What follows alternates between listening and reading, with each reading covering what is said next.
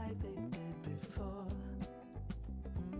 But sometimes I still miss the touch of your hands.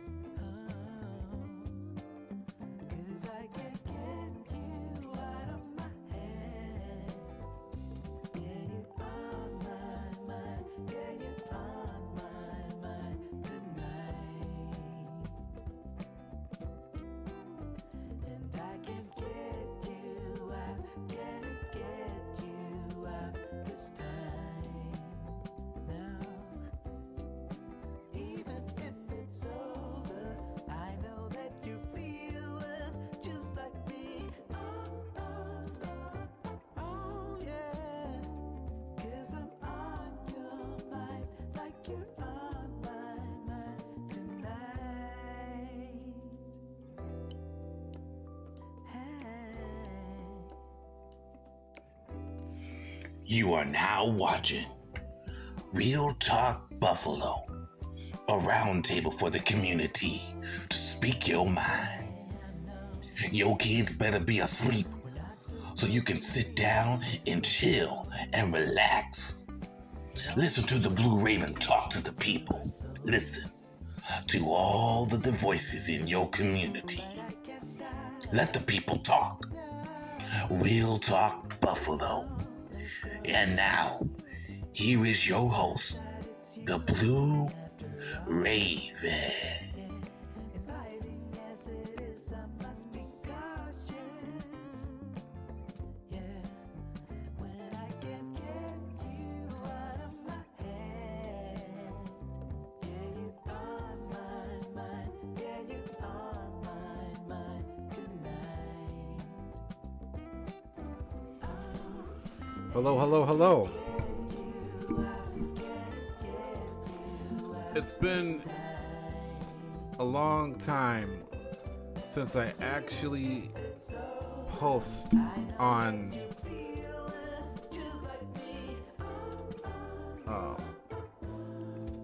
Buffalo Hot, or that's my other channel, Real Talk Buffalo, the YouTube edition.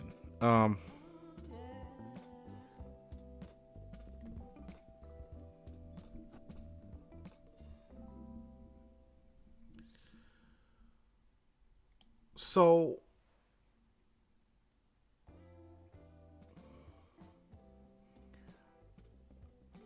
I bought new equipment for my settlement of my last lawsuit, Harris v. Swaggart.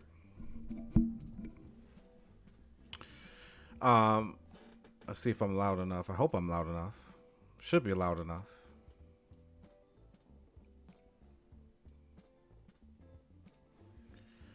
A lot has happened. I know I started this channel about a year ago.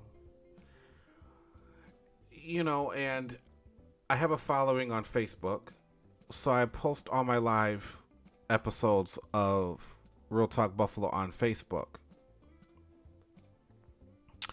So until I get, obviously the 2,000 subscribers for Real Talk Buffalo, then I would, do the live. And then I'll have guests on my podcast. So far, whatever and whatnot. This channel is for ongoing discussions of every topic. Predominantly corruption. Whether it's corruption in law enforcement, corruption in politics, or even corruption in day-to-day relationships, sports, stupid things, funny things. I'm going to be doing reaction. But really, we're going to be talking about day in and day in life issues. I'm going to be coming out with Thanksgiving soon. And my wife and I had made a decision to cancel Thanksgiving. it's gotten to the point where can't do it no more. And it's not that we can't afford food. I bought my turkey, guys, like last 10 days ago. I ordered my turkey. It's sitting in the freezer. Organic turkey. It's funny, in the 90s or in 80s there was no such thing as organic. It just, you get the damn turkey. But I want to let you guys know what happened to me. But I'll be talking about Thanksgiving most likely on my next podcast episode on Real Talk Buffalo, and what's going on in the city of Buffalo, of how crazy it is here. Let's see, 1 second here. Let me change the music here.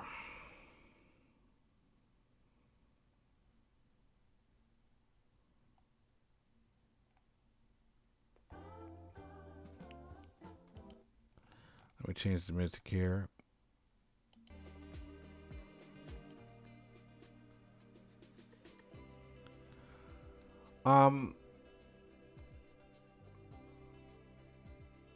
There's a lot that's going down. There's a lot has happened since I post Buffalo Hot Shots YouTube channel. I mean Buffalo Hot Shots. Yeah, Buffalo Hot Shots. I have another YouTube channel called Buffalo Hot Shots. You should check it out.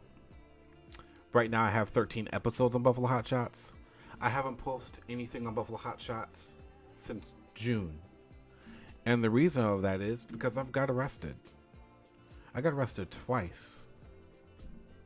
And what they did was they put both my cases into one case. And I'm fighting off the charges. I told them, I think I caught the prosecution and the court completely off guard. I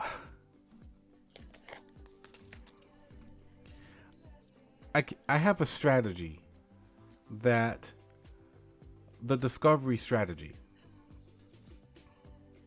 And my discovery strategy is, if you can prove who I am,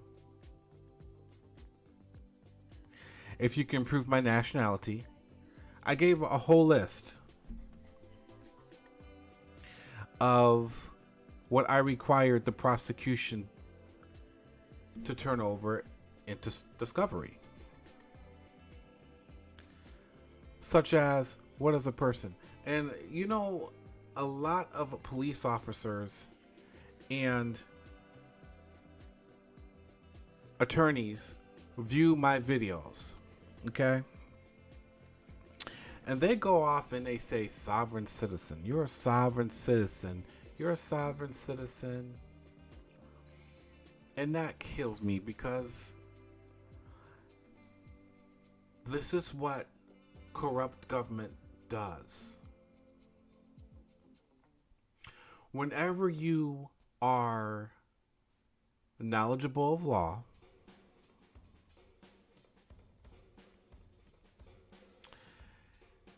and you challenge them on their tyrannical behavior, you guys, these are not orbs, these are fruit flies. I have a fruit fly problem. Anyway, a horrible summer for fruit flies. I'm trying to get rid of them. I have a fruit fly trap like over there, and they're like going into the fruit fly trap. It's like crazy, and it's working.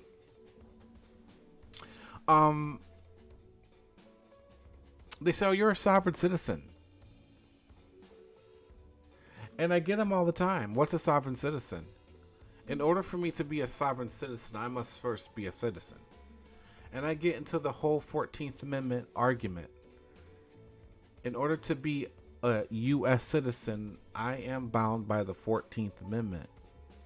What evidence do you have that I am a resident, which is short for permanent resident?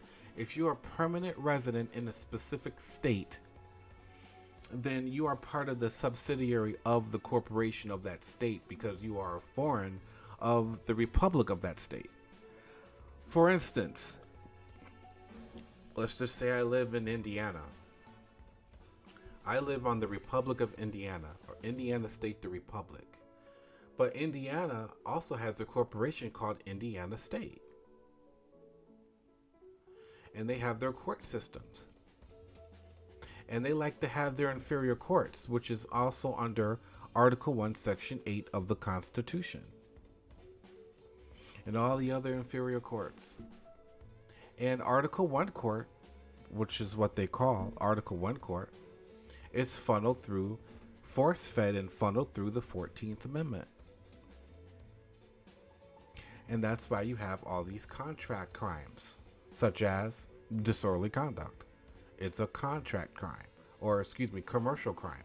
It's a commercial crime. And look up commercial crimes. Everything is funneled through the 14th Amendment. And you're all under Article 1, because the Judiciary Act of 1789 pretty much got rid of Article 3. Goodbye, Article 3 of the Constitution. There are no Article 3 judges anywhere in America. Not one. You have to turn an Article 1 judge into an Article 3. Hence why, if you ask them, I have a question before we begin proceedings, Judge. Yes. If they allow you to ask a question. If you're a defendant, then you're unable to fend for yourself, which is why they want you to not talk when you go to these courts. This is a scam. It's fraud. The United States of America has been defeated by attorneys.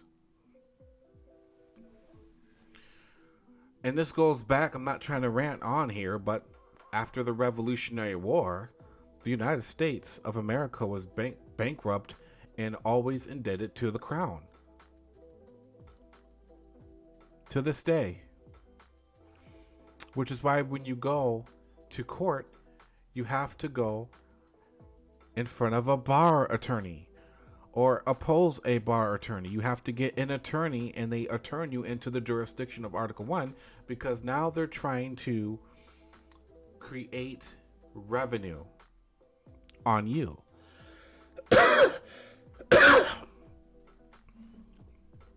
Which is why you have to have an attorney that has a bar license, British Accredited Registry. But what am I supposed to know? I'm just a sovereign citizen. It's all under Article 1. You have to go and challenge the judge and say, hey, what type of court are we in? He's going to think you're crazy. He's going to want to threaten a mental evaluation on you. Until you start spitting out law.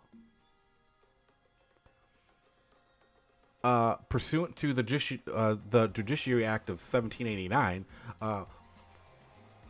got rid of Article 3. So, is this an Article 1 court? And then it goes into the discovery. Well, he's a resident in the state of New York. What evidence do you have of that? Show me the contract. If you can prove that there's a contract that I give jurisdiction to a corporation, then I plead guilty. I'm willing to plead guilty. But if you cannot prove these things, then you have agreed to have all of your bonds attached to my fee schedule. It's not hard. I told the judge, I said, Judge, I'm not fighting you. I'm not a combatant. I'm not going to fight the charges. They were like, what? You're not going to fight the charges? I said, no, I'm not going to fight the charges. You're not going to fight the charges. No. Well, I'm going to change the music.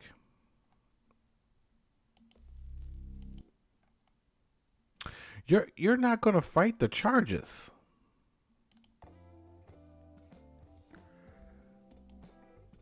There's no need to, I said.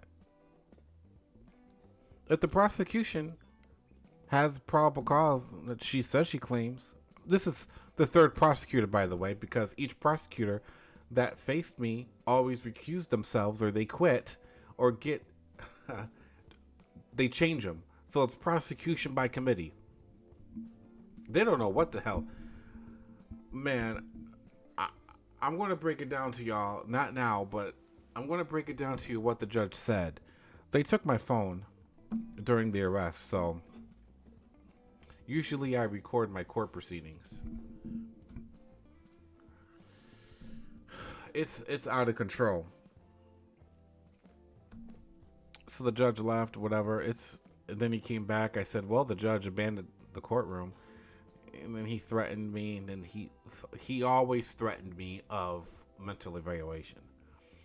But if I'm crazy, then why is the prosecutor offering me a plea offer or a plea deal? And I said, "Oh." And I raised my eyebrow, and I said, "Oh, you want to offer me a plea deal?" I raised my eyebrow, and I said, "Hey, judge." He said, "Yes." I said, "Do I have a right to accept that plea offer?" He goes, "Yes." I said, "Do I have a right to deny that plea offer and fight the charges?" He goes, "Yes." "And do I have a right to remain silent?" He goes, "Yes." Seeing that I have a right to accept the offer, I have a right to conditionally accept the offer. I'm willing to conditionally accept the offer of which my actions are honorable. I'm willing to conditionally accept the offer if the prosecution can prove my nationality.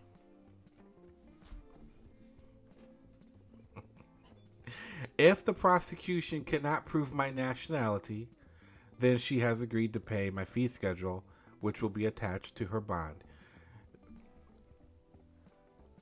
In other words, could the prosecution prove that I'm a U.S. citizen? If the prosecution can prove that I'm a U.S. citizen, then I would accept all the charges. Because charges, see, it's not a crime, it's a commercial crime. And they say charges. In Article 3 court, that is not going to happen. You're not going to have a plea deal in Article 3 court. What you're going to do is you're going to stand trial to the crimes that you have been accused of. Not charges. You have been accused of this crime, that crime, this crime, and that crime. And it's not really an accusatory instrument. It's called a criminal brief. It's a little bit different as opposed to accusatory instrument. Your name is not in all caps if you've been accused of an actual crime in Article 3. You will be brought to trial. The flags will be different. You will not have a seal behind a judge. That seal behind the judge is telling you that it's a bank. When you see a flag with golden fringes, that is a military war flag, and only the Navy or the Army, now Air Force, is allowed, because the Air Force used to be the Air Corps, is allowed to have that flag because it's a military tribunal. You are in military, maritime admiralty court. But the attorneys, it's funny when I say things like this in court, the attorneys never objected. When I say things like, will the prosecution certify my right to subrogation? They raise their eyebrow. Oh crap. They don't say nothing. They want the judge to speak for them. And I asked 7 times, will the prosecution certify my right to subrogation? She needs to do it. This is the 3rd attorney now. Before it was 2 guys. They got benched because I made fools of them. I said, they don't even know my date of birth. I don't even know my date of birth. I don't have first-hand knowledge of when I was born. Could the prosecution prove that? You see, if I'm being charged of a commercial crime, it still falls under the criminal standard of law. And under the criminal standard of law, it is required that the prosecution must prove beyond reasonable doubt that I have in fact committed a crime. Here's the problem with all of this.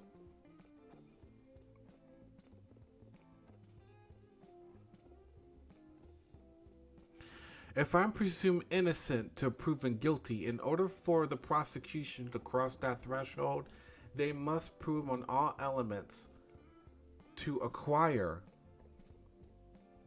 beyond reasonable doubt. And one of the elements is that of with tangible empirical evidence of that of subject matter and personam jurisdiction. If you don't know my nationality, you don't know if I'm a U.S. citizen, and you cannot prove that on the merits, then guess what? You cannot secure territorial jurisdiction, now can you? Yeah, the incident happened in a specific city. But then you need subject matter, and then you need personam jurisdiction. Okay? In order for you to bring forth prosecution, I need to be your person, which is property. I need to be a person. Show me the evidence that I am your person. Show me the evidence that the state has personam jurisdiction over my body. You have to turn that over into evidence. If you don't, one of two things is happening here. Such as, if you can't prove, and I don't ask, I don't request. I don't request when it comes down to public servants. They have sworn an oath to uphold the Constitution. I require from these public servants what I need from them. I need you to turn, because you're saying you're doing a prosecution. I need you to turn over the evidence. You have it readily available, seeing that you're ready for trial. So it's very simple. Hand it over. If you can't hand it over, one or two things is happening here. Number one, you don't have it available. Or number two, you refuse to turn it over. Which leads to this. If you don't have it, or you choose not to turn it over, and you're still trying to prosecute, you are committing fraud. You're committing fraud, and you are violating and overthrowing the Constitution, and you are committing prosecutorial misconduct. It is not hard. And I said, if you can prove these things to me, then I'm going to plead guilty. There's no reason to fight the charges. You're guilty. Dead to rights. Show me the proof. And we can go forward here. They can't. You know what she handed me over for discovery? Body cam. That's it. Body cam, logs. Of course, the charges and the police statements. That's nothing. Okay? If this does go to trial, and she puts these idiots on the stand to examine them, and then I get to cross-examine these idiots, do you know how embarrassing it's going to be for them when I shred them alive on the witness stand?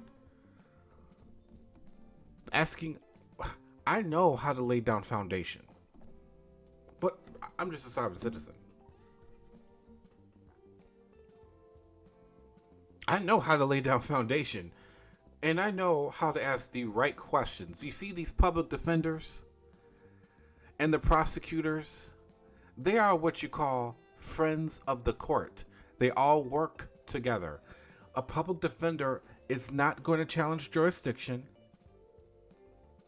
A public defender is not going to ask a proper bill of attainder, or bill of particulars. They're definitely not going to, as a client, as you, their client, they're not going to allow you to talk.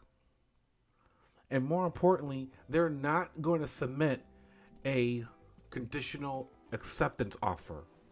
No, they want to fight to go into your QSEB number and go into your Cesticate trust. And the bonds. Every time there's a court case, there's at least 3 bonds that's attached to your court case. And what they do is they put you as the beneficiary, create joinder to your Cesticate trust name, which is all caps, and create bonds. And seeing that you're no longer the beneficiary of the Sestake trust that the government has given you, you're now a trustee. And the judge is now the beneficiary. Everything is reversed. And they take the bonds that they were supposed to give to you when you subrogate, they sell it in the market. You can look up your QSUB number and look up every company that is investing into your social security number called QSUB number. Well, the QSUB number is behind your social security card, and you can look all that up. And the older you are, the more money you're worth. I can go into the history of all that. I don't have time for it right now. I just want to give you guys a shout out, and I'm still alive and whatever, and I'm still going to be posting things. I'm going to be posting things more on Real Talk Buffalo and Buffalo Hot Shots. You know, please share, like, comment, and subscribe. But anyway, back to the point. I asked them, would you certify my right to subrogation? I require subrogation. I'm invoking my right to subrogation. Because guess what? If the prosecution cannot prove subject matter and personam jurisdiction, what does that mean? Do you know what that means? That means you're liable. You don't have immunity. You do not have judicial, and you don't have prosecutorial immunity. Because in order for you to have immunity, you must secure jurisdiction. But this is some sovereign citizen talk. But the funny thing is, I submitted my affidavit. It was unrebutted. So that's evidence of fact. They're in trouble. All the while, the sovereign citizen was making moves. I'm the one that actually submitted evidence. Not just body cam. Okay, I take it. That's evidence. But she didn't submit the evidence that I require her to submit, for one. I submitted an affidavit. Therefore, I really don't have to take the stand because now you have my affidavit. And if I put myself on the stand, I'm going to say, I stand on the documents that I've submitted before the court. I put forth I would read my affidavit. I stand by this. Now, when she does cross-examination, guess what?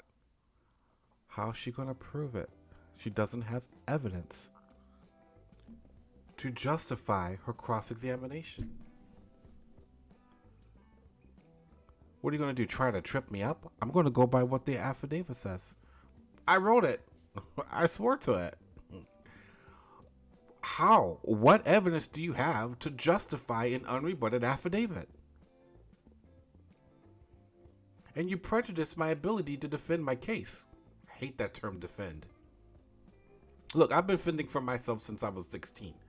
Who do you guys think you are that I don't have an ability to fend for myself? I've been fending for myself since I was 16. Sorry if I say offending, it's late. But who are you to tell me that I don't have the capability of doing so or doing that? You guys got to come up with evidence. Oh, it's too late now. It's over. I got trial on the 22nd, and she said I guess she served me the certificate or the certification of New York. They have this stupid thing called certification of discovery, which means that you've got your discovery, and I certified that. I certified to that you got all the discovery that we are submitting. And I'm like, you're screwed. Now I'm going to demand sanctions and remedy on you. I have to. You guys forced my hand now. And guess what? A lot of these attorneys don't realize that when I put forth a conditional acceptance and you remain silent, you just tacitly agree to it. Thank you very much. So you are now under a contract.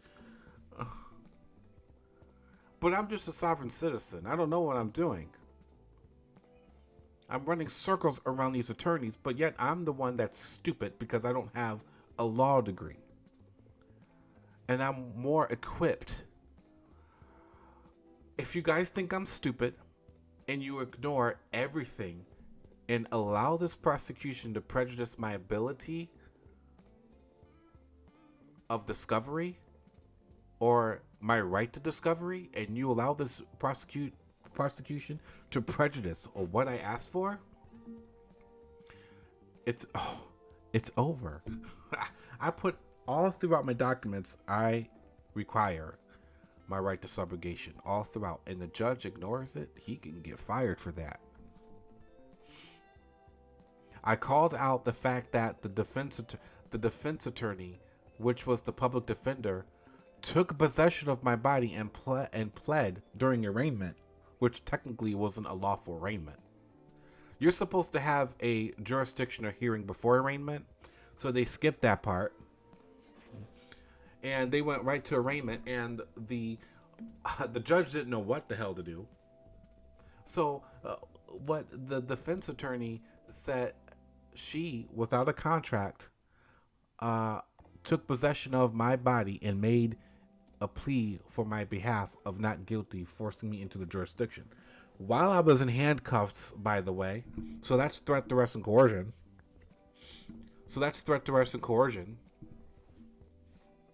There's no contract there. And then I had attorneys come in out of nowhere, friend of the court, when the judge just didn't know what the hell to do. The situation, I had them all stumped. They're like, well, he is here, so by him being here, gave jurisdiction to the court. I'm going to threat, duress, and coercion because the judge threatened to put a warrant on my body. So he overthrew the Constitution so many times, bro.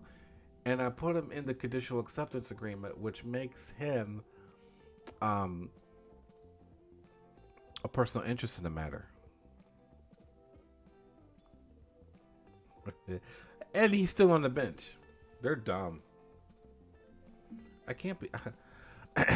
I said I accept. I accept your offer on the full immunity without recourse. I conditionally accept your offer under full immunity without recourse. I conditionally accept your offer under full immunity without recourse. If the prosecution can prove how to spell my name, for one. She doesn't even know my name. She doesn't have any tangible evidence on how old I am. She don't know me for nothing. She doesn't have any birth records. She doesn't know who I am. You gotta fight them every step on everything. Don't presume, guys. Because if you presume and allow them to presume on you that you're a U.S. citizen and you don't say nothing and you don't object that you're a U.S. citizen, you have to object to that. You have to not just object that you're a U.S. citizen, you have to object to the fact that they don't have evidence that you are. They don't have evidence that you are. But if you allow them to presume that you are and you don't object to it, that stands as evidence. That stands as fact, not evidence. It stands as fact. You tacitly agreed to their presumption and you never objected to it, so therefore you have agreed to silence. You have to be mindful and do not cross the bar when you're in the courtroom. You have to have courtroom etiquette. Never say your honor. You just gave jurisdiction to them. Yeah. If he tells you to sit down and you sit down, you just gave jurisdiction to them. If he says, hey, sit down. Would you like me to sit down? Sit down. Would you like me to sit down? You give him a hint that, guess what? I'm not taking any orders from you. Unless I conquer the court. And say, am I required to come back? Yeah, you are. What happens if I don't? Well, there's going to be a bench warrant for your arrest. Or he or she will say, well, there's going to be a bench warrant. And bench warrant means that I'll be arrested? Yes. So you're saying that if I don't show to court, then you'll have a bench warrant and I will be arrested, correct? Yes. All right. I take that as a threat. I will conditionally accept your offer. My fee schedule is attached to your offer.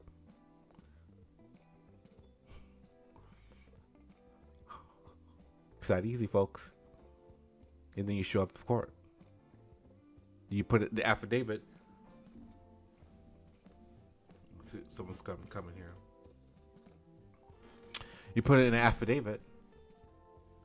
Well, you got your conditional acceptance agreement, and you put everything that happened on paper, and you put your affidavit, whatever. I'll talk about that in some other time. But that's what time it is. That's what's up. Listen, I'm not fighting. I will conditionally accept. And if you're telling me that I have to go somewhere against my will, then that opens up an analysis of the 13th Amendment. Because if I have to do a task and it's against my will, I'm still imprisoned, for one. For two, I didn't volunteer, so it's involuntary servitude. It's an analysis of the 13th Amendment now. And if I walk away with either a non-guilty verdict or I walk away with a dismissal, do you know what that means? That means you have to compensate me for my services. That's pursuant to the Fifth Amendment. You cannot take my property away from me without compensating me. And I don't need remedy from Congress that they provided for ex-slaves called the Civil Rights Remedy. Title 42, subsection 1983 lawsuit. I'm good with that remedy, dude. I'm not waiting 4 years for a settlement. Oh no. So I'm trying something new. We'll get to that in a minute, some other time. But I just want to put that out there on these judges, on these courts, and things of that nature. I hate to go on, but I wanted this to be a 10-minute video. Until next time, guys, I love you. And take care.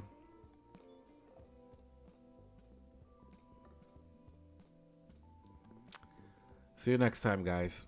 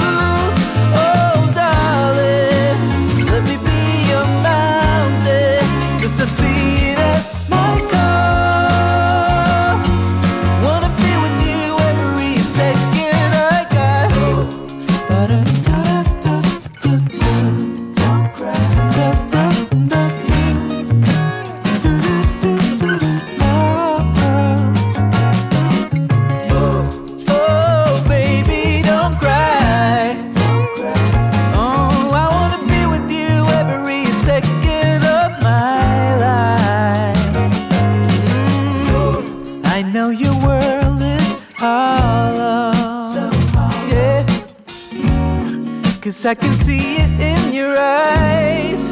Oh yeah. But there is no need for sorrow, 'cause I will be with you every second of my life. Sometimes it's just another day to get through, but it's not easy when you're blind from the truth.